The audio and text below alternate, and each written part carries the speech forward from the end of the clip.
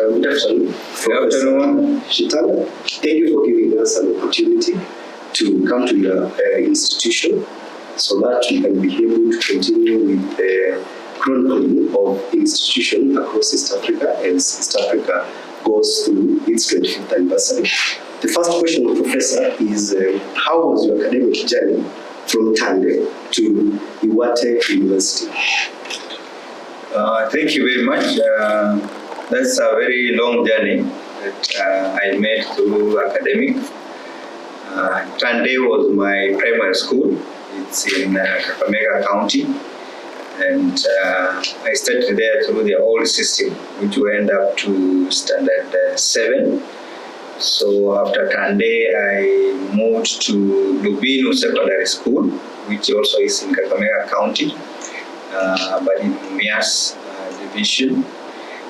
There I studied from Form 1 to Form 4. From there I went to A-level. We had those days the A-level system. A-level I went to Kapsabet Boys.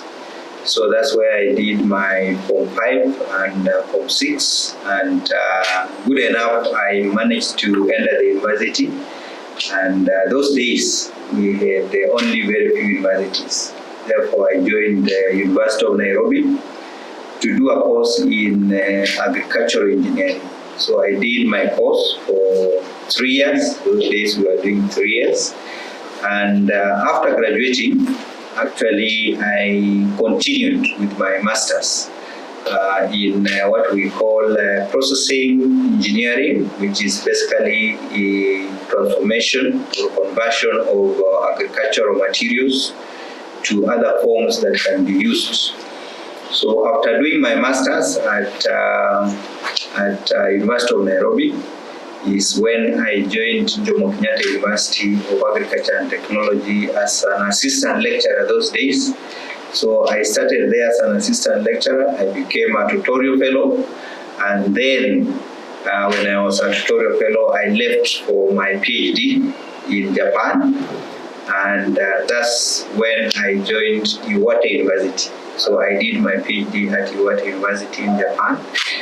The university is in the northern part of Japan. It was a very interesting place to stay and study because it's actually one of the coldest areas that we have in Japan. So I did my PhD for 4 years, and after that is when I came back to Jomo Kenyatta University, and then I continued teaching and also carrying out research. Thank you. That's a very brilliant academic journey. And I would want us actually to jump into Seku itself. This is an institution that was founded formally. It was a constituent college for Nairobi University in 1976. Then when the former president, Kibaki came, he chatted in 2013. Now, how has been the journey of this university? Yeah, this university, first of all, I must emphasize that it's a unique university because it's one of the universities in what we call arid and semi-arid areas. So one of the objectives for having this university was to ensure that we can be able to train experts and researchers who can be able to help carry out activities, mainly agricultural activities that will support the farmers in this area. More so development of drought-resistant crops, drought-resistant animals, and drought-resistant trees. Everything that can be able to be supported in this environment. Currently, you can see it's looking green, but if you come after a few months, you'll be shocked that it will be looking very dry. So this university has gone through the journey from 2013, when it was a university college, and then it became chartered. So actually, this university began from a college called, an institute actually called UKAI. Ukamba Agricultural Institute. That is the one which had started earlier. And then now when it became a university college, a constituency of University of Nairobi.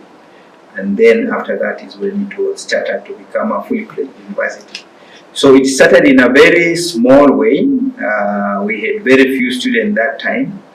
But currently, as we are talking, our number of students has grown to about 10,000 students. And also we are having almost 500 staff members. And we have 8 schools that are currently running. One of our latest schools is in law, which is actually has attracted quite a number of students. And because we are agriculturally based, and we have a mandate to ensure that we can promote agriculture in this region, we have also the School of Agriculture and also Environment. So we are able to study, train, do research in almost all areas of our academic to be able to support the environment that we are living in. We are also working very closely with the society, the community which is around us.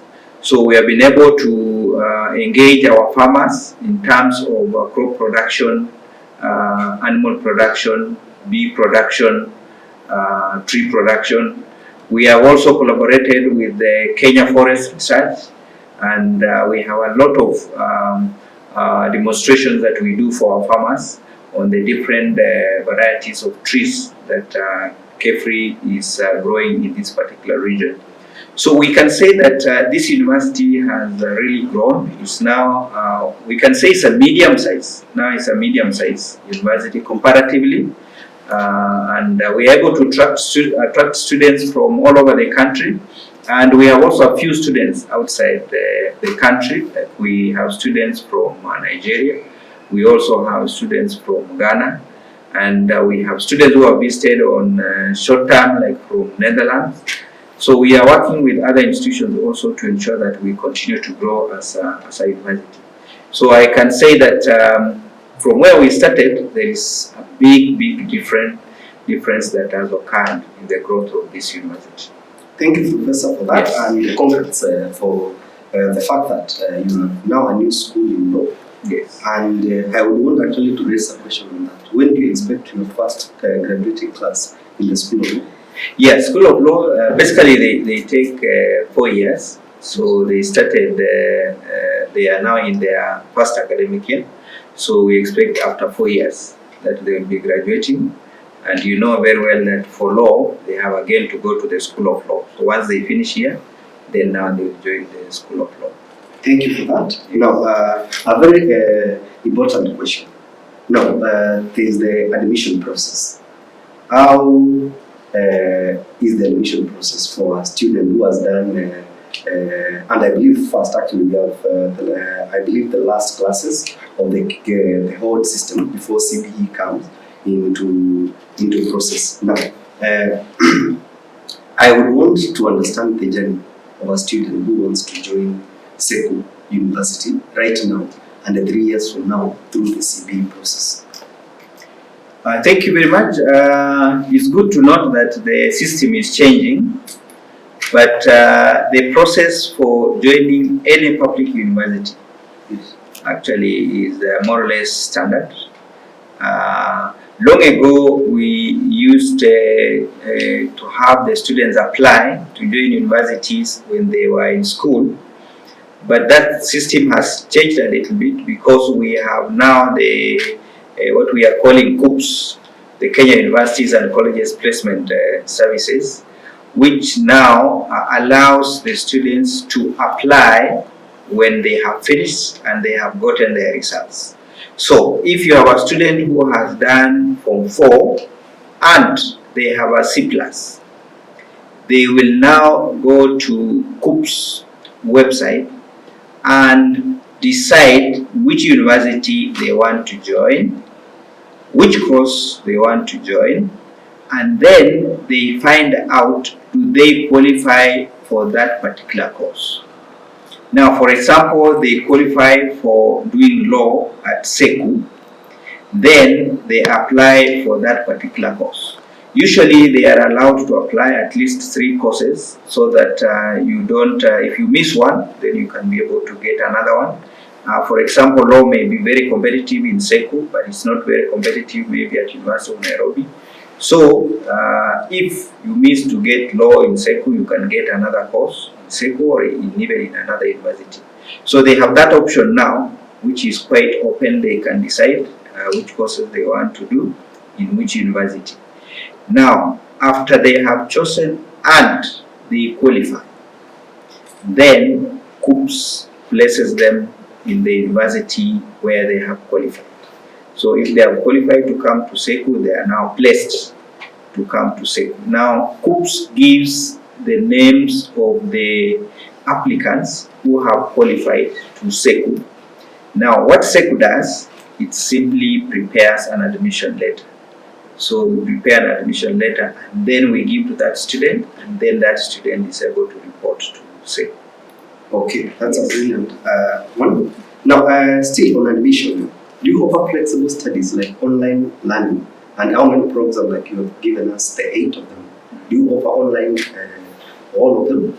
And still on the same, can a student have a flexible option whereby they can do like you are doing law for the 4 years, whereby you are given an option to do both brick and mortar, whereby you have to come to class, and also online? I must say we have not fully ventured into online programs. In fact, we have just launched the Odell program, which actually this semester is when we advertised for our first students. But what we have been doing is a kind of combination of online and physical for the same program. Meaning that, for example, if you are doing a course in law and one of the units, for example, is being done by other students, then the unit being done by other students from other courses can be able to be run online. So our system basically, as we are talking, is a blended one. Then from this semester now, we are looking forward to having our Odell programs. Now, these Odell programs are the ones we hope can be done fully online if they are successful. So we have not admitted even a single student at the moment. Well, thank you for that. The other thing, and a very important aspect for any student who is actually rather any student who is in college right now, is whereby they can transfer. Do you have the same options, the inter-transfer from one university to the other? And how is that process? If I may ask. Yeah, actually transfer is allowed by KUPS. So what happens is that the student who wants to transfer applies to the institution where they want to transfer to through the institution where they want to transfer from. Now, if the two institutions agree that the student can transfer, then with that approval, the communication goes to KUPS, and then KUPS now does the transfer in their system. So the student, once it goes in the system and KUPS says okay, the student gets communication that you can now move to the next university, and with that now they are allowed to move. And when they move, because they get support from HELP and they also get support from University Funding Board, the two are also informed of the same, and then the funds are also transferred to the new university where the student has gone to. Going back to the transfers, one crucial aspect about the East African community is whereby when we talk about integration, whereby a student, one way or the other, can a student from Uganda, let me pick a university like Kabale University or Kampala itself, can they be able to transfer from Kampala University to Seku University under the current? Yes, currently already the Inter-University Council of East Africa has developed a qualification framework which now helps students from other countries move and can be able to study in other East African countries. So at the moment, you simply now compare the qualifications, for example, for a university in Uganda. Then now you compare with the same course in, let's say, Seku, and then you see if the matching is okay as per the recommendation of the East African University Council framework. Then if that is okay, that student can be able to transfer.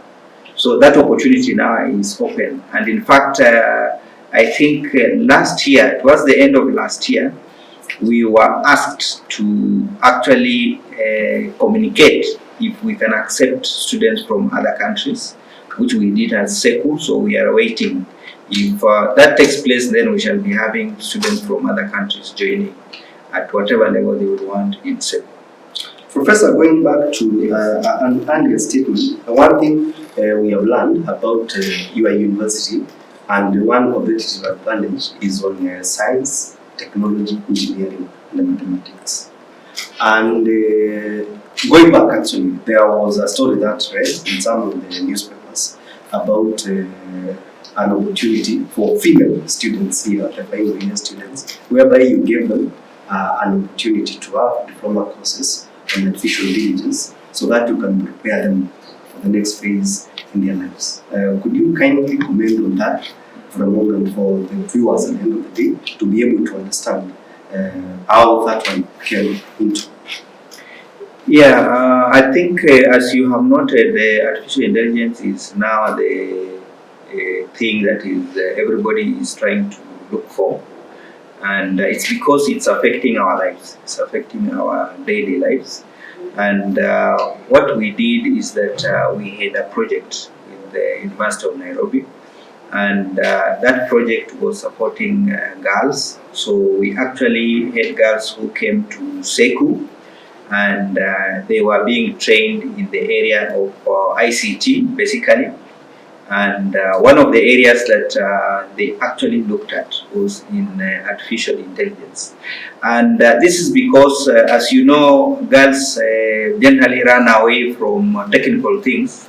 So to be able to encourage them, this project took an initiative to consider the girls from all sectors in secondary schools, those who are doing jobs, those who are working in different places, and gave them this opportunity to be able to learn and improve their skills in ICT, and also be able to learn about artificial intelligence and its application, so that they can be able to either grow in the trainings that they are doing, or support the kind of work that they are already doing outside. So this was a very important and very critical kind of training that we had with the University of Nairobi, and we really thank them for that collaboration, and even look forward to having more girls coming for the same training. Thank you, Professor, for clarifying that. And I have another question on still on the students who are leaving the university right now. We have a challenge, especially even some people say we have output graduates. Now, I would want actually you to comment on how the university prepares students to be competitive in the evolving labor market. Yeah, thank you very much. I can't say our students at Seku are cooked unless you change your definition of cooking, because we know cooking is a way of preparing a meal, and if it's not well cooked, it means it is raw. So, so we can say that our students are well cooked. And this is because, first of all, for you to produce a high quality graduate, there are some basics which you must have. First of all, we must have highly qualified staff, and I must confess that Seku has actually a very high percentage of highly qualified staff, because over 50% of our lecturers have PhDs. So this is something you will not find very common in many universities. Now, these PhDs are also in various fields, and these PhDs also support very strong research background for the institution. So if we have very strong research background, we have very qualified academic staff, then it means we can be able to prepare our students in a way that they will get very recent and very relevant academic information. The other area where you will ensure quality is on facilities, and that is the equipments that you have in the institution. As you say, we have a very strong capability in engineering and technology. So we also have very good facilities. We have good computer facilities, we have good engineering facilities, we have good medical facilities. So if you look at the exposure that we are giving to our students, then you realize that they are getting knowledge which is not fake. They are getting knowledge which is real. They are getting exposed to what is relevant in the society and also even in other countries. And therefore, when they come out of this institution, they are well prepared. Therefore, we can say that we have good quality graduates. The other thing we usually do to ensure quality is that we ensure our students have also attachment. Now, this attachment helps them to face reality on the ground, where they are able to go to industries, go to schools, go to other institutions, and there they meet the practical situation on the ground, and they can be able to show that the knowledge they have is useful wherever they have gone for attachment. So that exposure, practical exposure, also prepares them for what they will be doing in future. And therefore, when they reach outside, you cannot now say they are cooked, because in that case they are already exposed, they already know what is happening, and they can be able to use their knowledge to deliver services effectively and also efficiently. So the other thing which is also very critical is how we interact with other people, and that is through collaborations. And you remember I mentioned that we had some students from other countries. We have even students from European countries. Now when these students come, they also interact with our students and increase the scope of exposure. And therefore our students are not ignorant of what is happening outside Kenya or in other countries, and that also helps them to develop their skills. Now you also know that currently, unlike before, our students are highly exposed to information. We are now in an era where information is available easily online, and we have ensured that our university has very good internet facilities, so students can be able to get information from outside. And we have also softwares which we engage or buy, so that our students can be able to use them to get even more knowledge from outside. So with that kind of background for our students, I strongly believe that we produce good products. Professor, this is a personal one, and I would want us to briefly actually talk about something. You are one of the few professors we have who have spent so much time on smart things, especially on solar. You have a lot of initiatives on that. I would want you to briefly talk about some of the initiatives, and still on the same wavelength.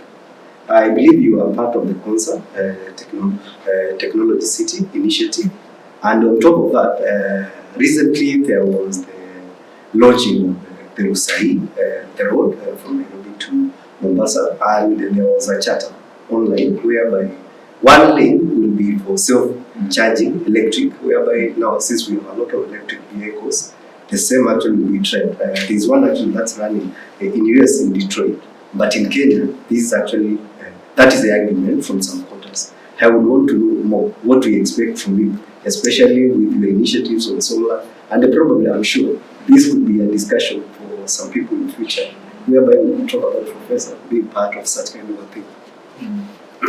Yeah, actually that is very true. I have a lot of interest in technology, especially what we call renewable energy resources. And this is one of the things that I'm pursuing at Seku. Because one of the agenda we have is to develop what we call a solar plant. because at the moment at Seku, although we have power that comes from Kenya Power, this power we find that it's sometimes very unreliable, and sometimes we find that it is a bit expensive in what we are running. So we have already developed a proposal for a solar plant, and this is about 50 megawatts of solar power. And at the moment, as we are talking, we are actually looking for funding. Now, as we look at this electric power, we are also thinking about having electric buses. Actually, we already had a bus which came here for testing, and we have budgeted in our next financial year. If possible, we can be able to acquire an electric bus. Now, you have seen that we have very vast land, and our students stay at Pavonza, which is slightly very far from the university.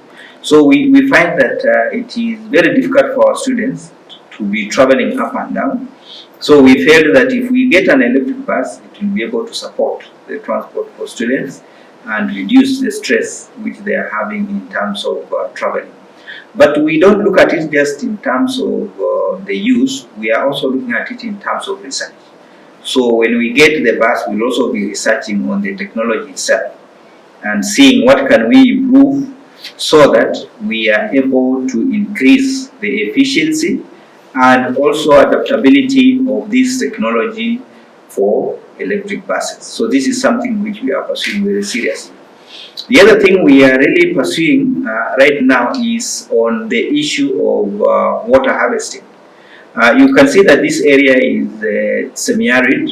If you look at it now, you may think it is not arid, but it can be very dry sometimes. So we are thinking of how can we improve water harvesting from rain by having more reservoirs for storing water from our roofs, and then having also what we call sand dams on our seasonal rivers so that they can be able to store the water, and also having what we call earth dams to be able to preserve some of the water that we get from the rain. So this is an area which we also want to pursue.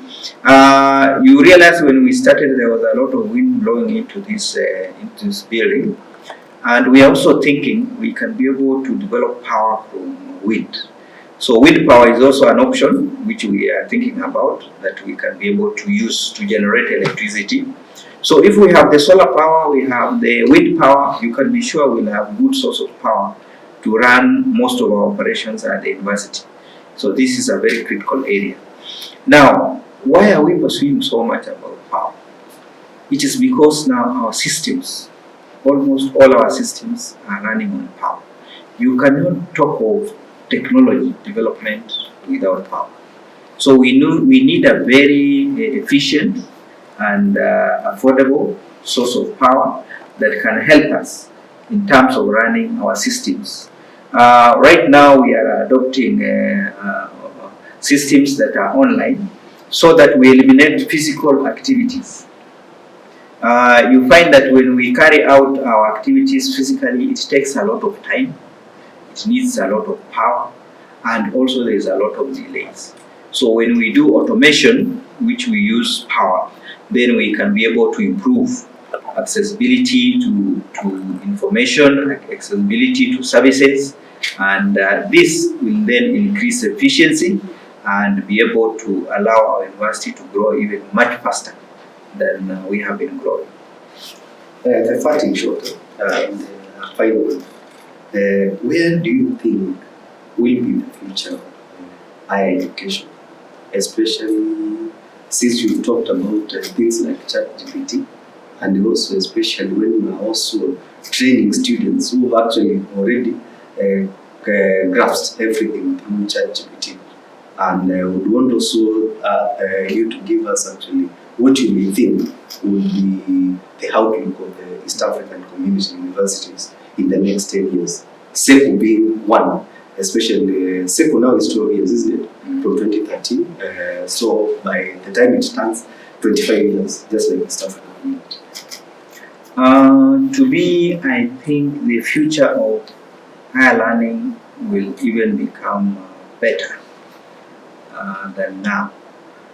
because we are now in what we may call an era of technology competition. And you just realize what our young people are doing online, then you discover that they have a lot of innovations. Now, these innovations may be mainly on social media, but they are also going to come down to other innovations which are going to help our institutions. And these innovations can be sustained through higher education. When you leave them without any leadership, then the innovation will finally die. But when you are able to sustain the innovation through research, which is done at the university, then you can be able to ensure that the innovations will continue growing, and we shall continue to have even new and even greater innovations taking place. And therefore, without setting ourselves for that future as a university, then our future will be blind. But since we are now on the runway, moving with other countries and other institutions, then we are looking forward to flying together in terms of the technology changes and also playing our role in contributing to innovations. As you have said, the innovations like ChatGPT are making a lot of difference, but I hope you know that now DeepSeek has already overtaken ChatGPT. So things are moving so fast, such that as an institution we need to see what is our place, what role are we going to play. And I think that's why we are now training our students in ICT so that they can become members and part of the developers of these programs that are now changing technology in the world. For the East Africa, I think the good thing is that now we have an organization, the Inter-University Council of East Africa, where I am actually a committee member, is now bringing our universities together. It has already developed programs and policies which are now bringing our activities together so that we can link. If we have technology in Seku which is going to be beneficial to the East Africans, we are able to share with the other East African countries. We are also able to share our staff. There is a staff movement that is done in East Africa from different universities, so they get exposure in what is happening in other countries. And I'm thinking that soon we shall also have the one for students, where our students can move to other countries and they are able to carry out research in those particular areas. So I think we are moving in the right direction as a university and also as the East African community. And this, I believe, has been taken very seriously by the East African governments. And therefore, as we look at the new technologies, changes in the new technologies, and adopt them, and also enhance the same in our universities, then we can be able to stand with the new changes in the technology. Thank you, Professor, for your time. And we also congratulate you for the work you do in retooling the mindset of the future of our young kids and students. Thank you for your time. Thank you very much. Oh, welcome. Karibu sana. Asante. Asante. Thank you.